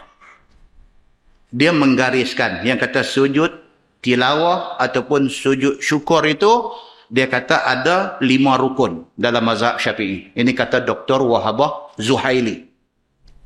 Apa yang dia kata ni, dia kata berdasarkan mazhab Syafi'i. Yang pertama, niat. Kita dapat satu nikmat. Menikah 5 tahun, tak dapat anak. Tiba-tiba tahun ke-6, bini duk muntah-muntah, pergi cek, doktor bagi tangan, congratulations, you will be a father. Dengar, terkejut. Merapak sujud bawah meja doktor tu. Adakah begitu? Bukan? Excited. Excited. Hanya orang yang berkenaan sahaja yang tahu macam mana excitednya dia. Kerja 20 tahun. Duk grade 41 lagi. Keluar universiti 20 tahun dah. Duk pakai grade 41 lagi. Semata-mata kerana malapetaka PTK. Apa periksa apa kerajaan ni, dia ada satu periksa apa tu, dia ni duduk tak dulu. Baca menerah, bukan baca je, menerah sampai merah hajik mata. Sampai bini dia pun terkejut tengok, hang ni laki aku kan hantu ayah ni, mata merah. Pasal apa ni, duk baca buku tu PTK tu, nak bagi lulus, tak lulus juga. Dia benak tang mana apa tak tahu, tak lepas. Lepas tu bila mai orang nak naik 41, nak naik 44, dia duk tak lepas. Duk tak dapat. Kawan sama batch tu dah pi 48, pi 52 pun ada dah. Dia duk 41 reput tang tu lagi. Tak tahu macam mana, tak tahu depa cek balik, tak tahu mai satu surat kata dapat 48 terus. Misalnya dah 41 20 tahun ni, tak tahu mai surat kata hang dapat 48 terus. Area pula lagi. Daripada bila anu area semua kira berpuluh ribu dapat. Tak sujud lagi macam tu. Tak sujud lagi, bagi dengan tiang mikrofon ni bagi atas belakang lah. Apa. Sampai macam tu punya nikmat Tuhan bagi. Puan handuk fakir tak mau nak sujud dekat Tuhan lagi. Sama dengan iblis hak lari hidup teriak jauh tadi ni. Baik. Nak sujud ni lagu mana? Yang tu cerita dia. Ni, pasal benda duk mai kat kita ni, kejutan demi kejutan ni. Nikmat Tuhan bagi kat kita ni. Allahu Akbar. Kan? Nikmat Allah duk bagi kat kita ni. Kita terlepas daripada satu aksiden pun nikmat, tuan-tuan. Terlepas daripada satu aksiden, duk naik highway elok-elok nak pergi Kuala Lumpur tu. Tahu daripada arah bertentangan tu, satu bas ekspres mai hilang kawalan, duk mai lagu macam ulang punya duk pukul mai. Berdebam dia bagi divider tu, dia rempuh masuk laluan kita nak pergi Kuala Lumpur ni. Dia duk mai kat kita ni. Kita ni apa nak buat macam tu, tuan-tuan? Allahu Akbar, kata berhenti sejengkal lagi dengan kereta kita. Pergi sujud atas bumbung bas tu. Allahu Akbar, tuan-tuan. Allah bagi ni kadang-kadang tak tahu nak abang lah, tuan-tuan. Tak tahu nak abang. Dr. Wahbah Zuhaili, dia kata dalam keadaan yang macam tu, bila dapat nikmat, nak sujud syukur, ataupun baca Quran, jumpa ayat-ayat sajdah, dia kata, apa yang kita perlu buat ialah 5 rukun mesti dipatuhi. Ini mazhab Syafi'i, kata Dr. Wahbah Zuhaili. 1, niat. Niat ni, kata niat aku ni nak sujud ni syukur atas nikmat Tuhan bagi. Niat tu dia lintas mela hati. Yang kedua, takbiratul ihram. Ada takbiratul ihram. Ini kata Dr. Wahbah Zuhaili. Takbir, sujud 1 kali. Sujud sekali. Bangkit, dalam keadaan duduk antara 2 sujud, bagi salam. Assalamualaikum warahmatullahi. Itu kata Dr. Wahbah Zuhaili. Sujud syukur ataupun sujud tilawah, dia kata itu cara buat dia macam tu. Kita dah baca Quran, dia mai jumpa ayat sajdah. Tolak Quran pergi ke tepi, takbir Allahu Akbar, niat kata aku nak sujud tilawah. Sujud sekali, bangkit, duduk dalam keadaan antara 2 sujud tu, bagi salam. Habis, selesai. Itu sujud tilawah. Demikian hal dengan sujud sajdah. Tapi di sana ada banyak lagi pendapat-pendapat lain. Okey. Dan kata Dr. Wahbah Zuhaili pula, benda tu mesti buat dalam keadaan berwuduk, dalam keadaan menutup aurat, dan dalam keadaan menghadap kiblat. Macam mana orang sembahyang. Tapi ada pendapat lain. Contohnya pendapat Syekh Saleh Al-Utsaimin, salah seorang ulama besar di Saudi. Syekh Saleh Al-Utsaimin, dia ulama besar Saudi. Dia ni keturunan Bani Tamim. Dia ni umur 14 tahun hafaz Quran. 14 tahun hafaz Quran. Dia mati pun dah 13 tahun dah. Dia mati dah 13 tahun dah sebelum ni. Dia mati. Dia kata tak ada apa. Just Allahu Akbar, sujud, bangkit, selesai. Macam tu aja. Dapat satu berita baik, make sure kita dalam keadaan berwuduk, tutup aurat, dan kita tahu arah kiblat. Sebut Allahu Akbar, sujud. Bangkit pada sujud tu habis, selesai. Tak ada lah macam Dr. Wahbah Zuhaili tadi bagi 5 perkara, pendapat Syekh Saleh Utsaimin, dia kata tak ada apa. Pasal apa? Pasal hadis cerita macam tu. Dia kata hadis Nabi turun daripada unta, sujud. Bangkit, habis, sambung balik naik unta. Maka, macam mana hadis cerita, macam itulah kita buat. Itu pendapat dia.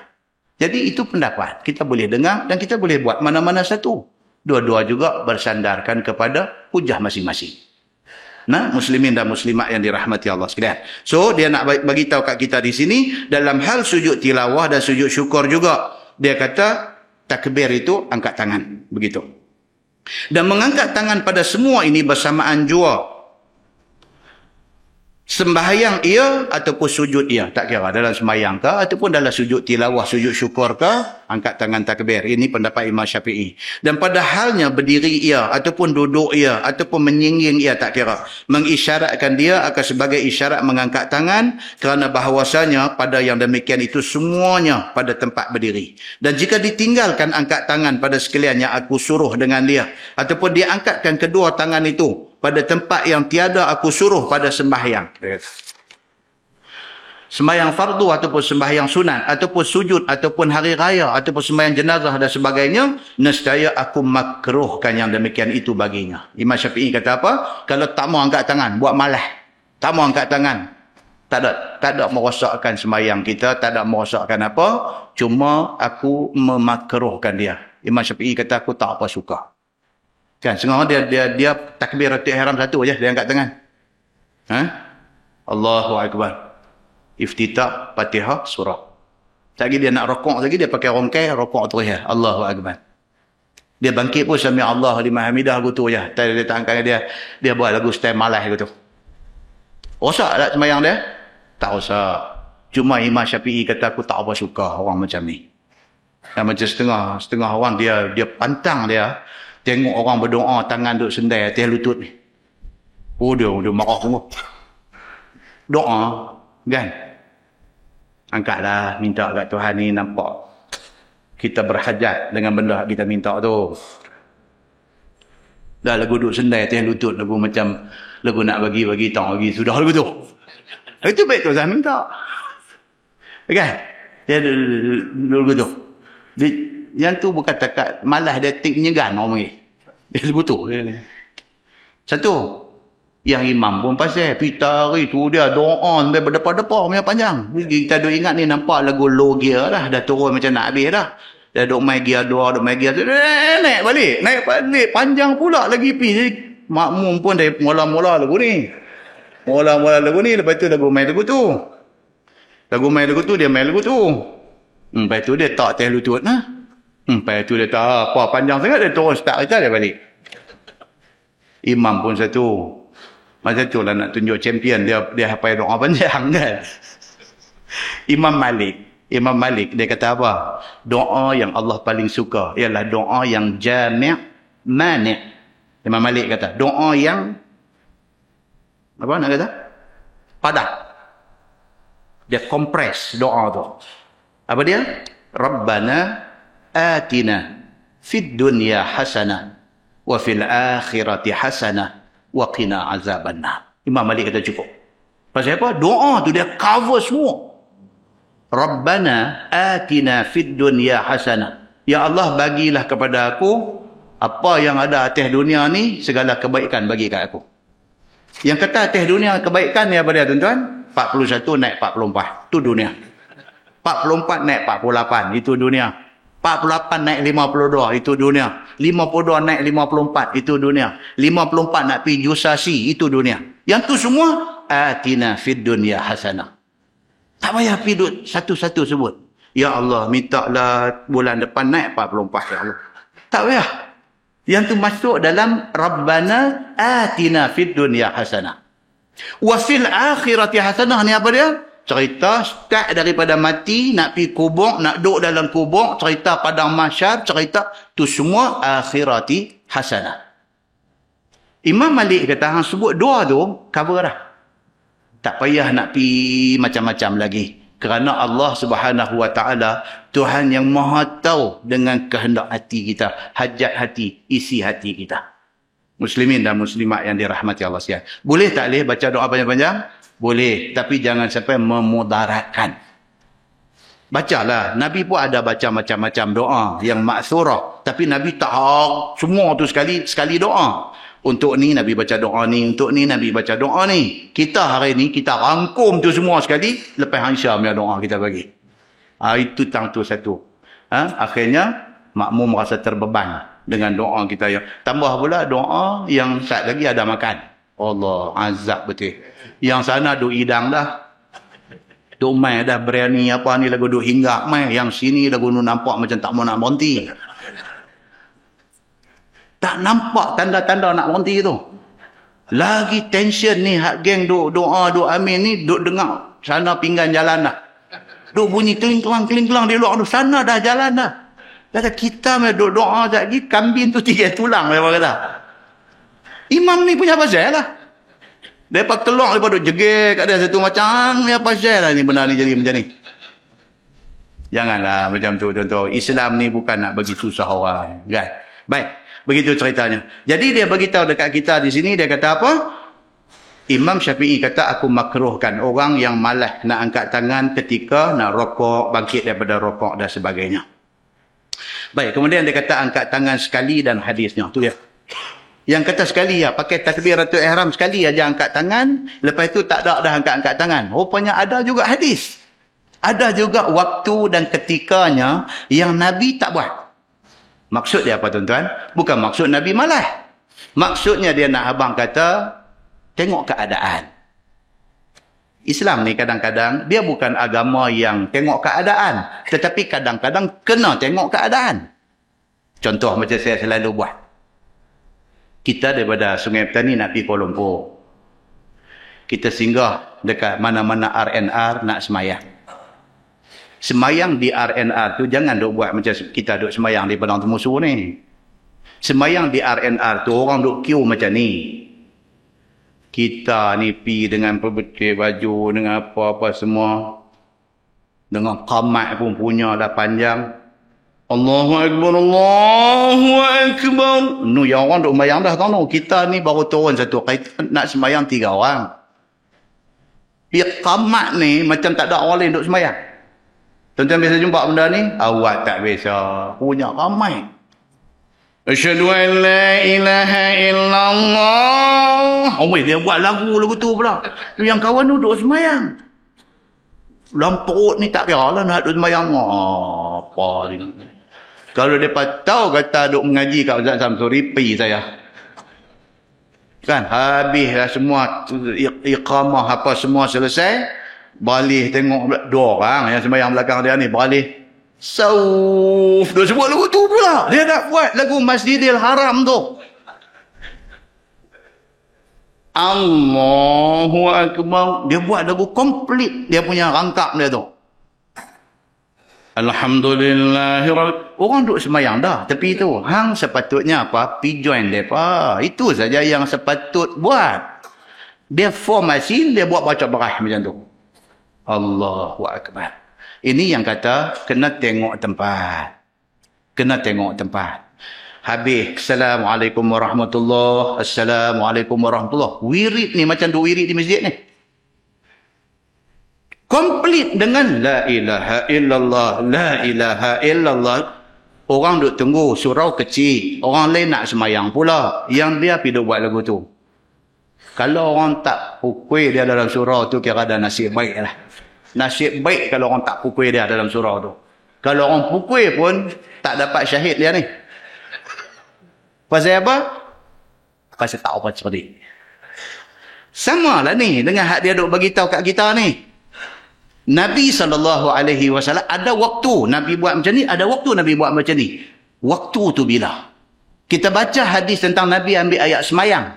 Cerita kata Nabi basuh tiap-tiap anggota 3 kali. Dia main pula satu hadis jumpa, Nabi basuh sekali saja. Pasal apa ada waktu Nabi basuh 3 kali? Pasal apa ada waktu Nabi basuh sekali? Dia ada keadaan dia. Mungkin keadaan masa tu air sikit. Nabi berwuduk sekali aja tiap-tiap anggota. Dia ada penjelasan dia. Jadi kita ni, jadi orang Islam ni kena cerdik dalam nak memahami realiti semasa. Begitu.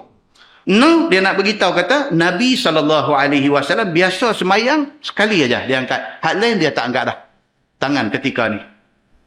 Dan telah lalu dan masalah nombor yang lepas itu menerangkan angkat tangan takbir itu bukan sekali. Dia kata takbiratul ihram sekali, nak rokok sekali, i'tidal sekali. Baik, now dia kata hadis ni pula. Hadis an Alqamah radhiyallahu anhu qala Abdullah ala usalli bikum salata Rasulillah sallallahu alaihi wasallam. Saya baca terus hadis dia.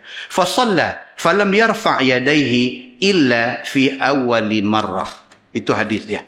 Maksudnya diriwayatkan daripada Alqamah. Kata dia telah berkata Abdullah bin Mas'ud, maukah hampa aku nak semayang dengan hampa semua seperti mana sembahyang Nabi sallallahu alaihi wasallam.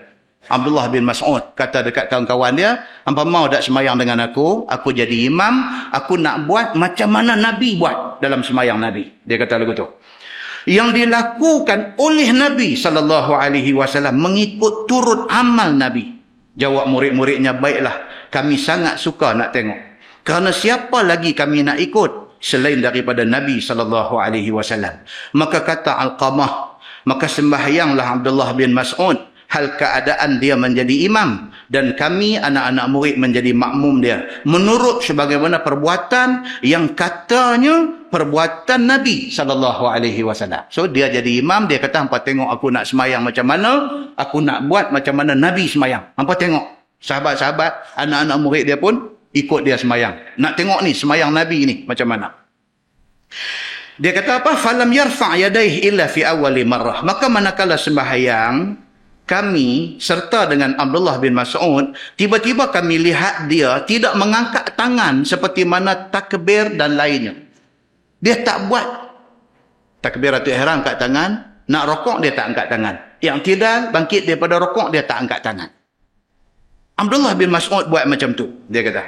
Melainkan pada awal mula saja, iaitu takbiratul ihram saja yang dia angkat tangan. Hal lain dia tak angkat tangan.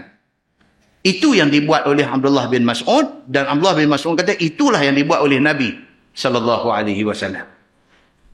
Kata Tirmizi, dan pada bab ini ada riwayat daripada Al-Bara bin Azib. Dan kata Tirmizi, ini hadis Ibni Mas'ud ini hadis yang hasan. Kata Abu Isa, dan dengan hadis itu berkata bukan seorang daripada ahli ilmi daripada sahabat Nabi sallallahu alaihi wasallam dan tabi'in, dan ialah perkataan Sufyan dan Ahlul Kufah. Dan berkata Abdullah Al-Mubarak, ini hadis Ibnu Mas'ud, tiada ada ia seperti yang demikian itu. Ada hadis yang cerita Nabi pernah sekali saja. Cantum dua hadis ni maksudnya apa tuan-tuan? Buat tiap-tiap rakaat dimulai dengan takbiratul ihram, kemudian nak rokok angkat tangan, bangkit pada rokok angkat tangan, itu yang paling afdal dan Nabi buat. Dan tak buat tidak salah. Maka dengan kerana tu Nabi ada juga tunjuk dia tak buat supaya orang faham kata benda tu bukan wajib, benda itu sunat. Itu kesimpulan dia. Nah, wallahu a'lam. Lepas ni kita akan masuk tajuk fi wad'il yad 'ala rukbah fi ruku'. Cerita ni masa rokok tangan kita lagu mana?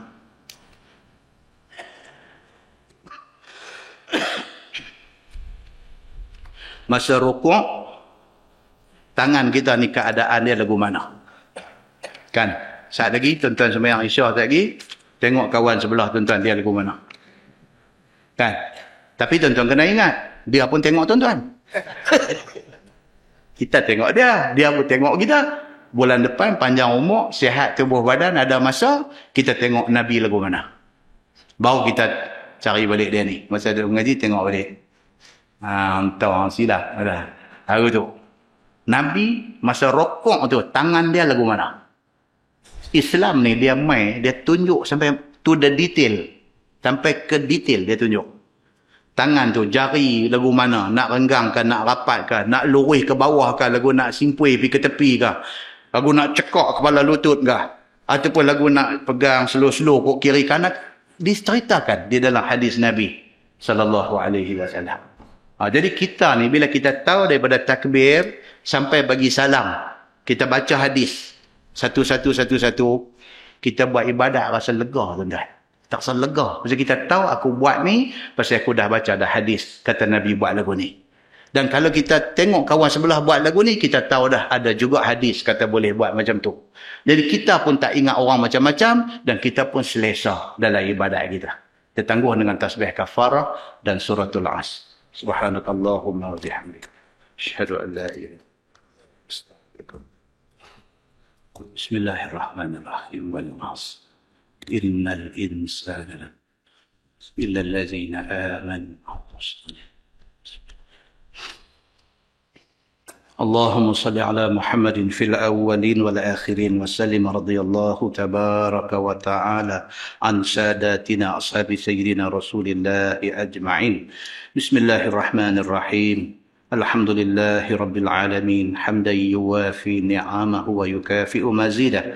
يا ربنا لك الحمد كما ينبغي لجلال وجهك الكريم وعظيم سلطانك. رضينا بالله ربا وبالإسلام دينا وبمحمد نبيا ورسولا. اللهم افتح علينا فتوح العارفين وارزقنا فهم النبيين بجاه خاتم المرسلين. اللهم فقهنا في الدين وعلمنا التأويل واهدنا صراطك المستقيم. اللهم أرنا الحق حقا وارزقنا اتباعه وأرنا الباطل باطلا وارزقنا اجتنابه. اللهم اجعل جمعنا جمعا مرحوما وتفرقنا من بعده تفرقا معصوما. وصلى الله على محمد وعلى آله وصحبه وسلم والحمد لله رب العالمين. السلام عليكم.